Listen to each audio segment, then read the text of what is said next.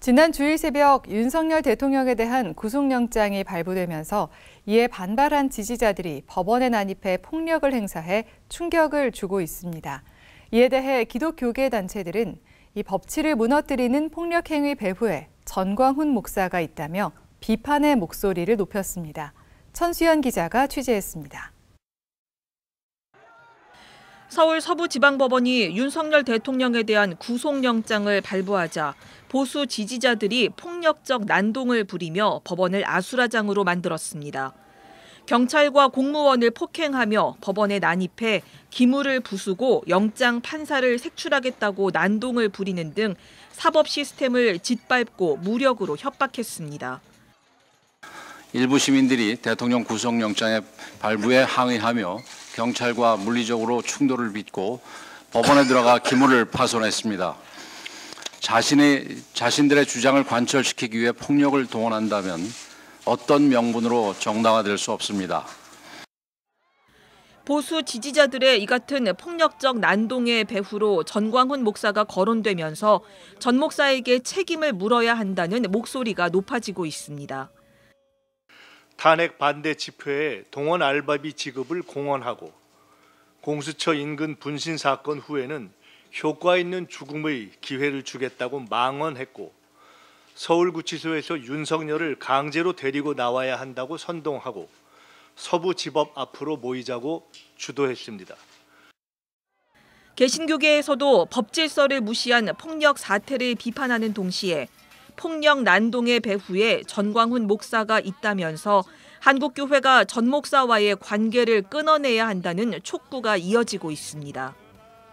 한국기독교장로회는 소위 목사라는 전광훈이 가짜 뉴스에 근거해 사람들을 선동하고 사법부의 법 집행을 방해하며 소요와 난동의 배후 노릇을 하고 있다면서 민주주의를 위해 노력해온 한국 기독교가 민주주의 파괴 집단으로 취급받고 있다고 분노했습니다.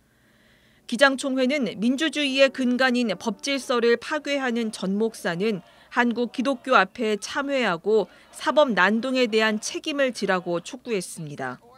특히 하나님을 욕되게 하고 한국 기독교의 위상을 실추시키는 전 목사와 어떤 관계도 하지 말 것을 한국 교회에 요구했습니다.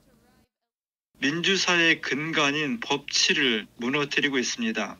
한국 기독교는 반기독교적인 인물과 단절함으로써 한국 기독교가 민주주의를 지지하고 수호한다는 것을 대한민국 국민들 앞에 확실하게 선언해야 된다고 생각합니다.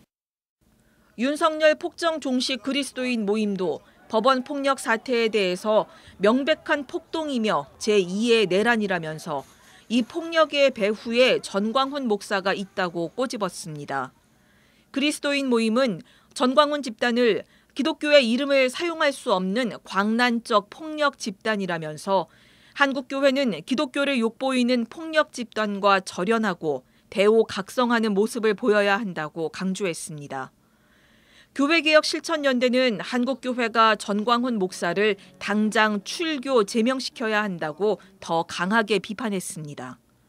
전광훈 목사의 근거 없는 막말이 폭력을 부추기며 보수 지지자들을 자극했다면서 정의와 평화를 추구하는 기독교 신앙 안에서는 용납될 수 없는 반신앙적 행태라고 규탄했습니다.